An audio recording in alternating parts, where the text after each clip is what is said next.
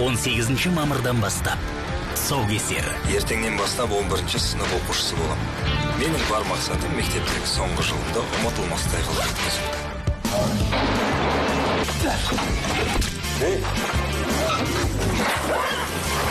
Мектепті кезген ақылды тентектердің Мен сендердің жаңадан келген тәрбиешілерің боламын. Осыған дейін де осындай балалармен жұмыс істегем. Енді осы оқу жылын жақсылап аяқтасақ, кішкене шыдасақ болды, иә? сезімдермен бәсекеге түскен бала ғашықтардың Не болды маған анау сезім неге қойды басынан кешкен ғажайып сәттері.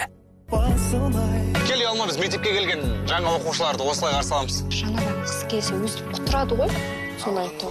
Мане, қас. Сапанада бәрін құттыңыз ғой. Ертең келсеңіз болмайтын деді.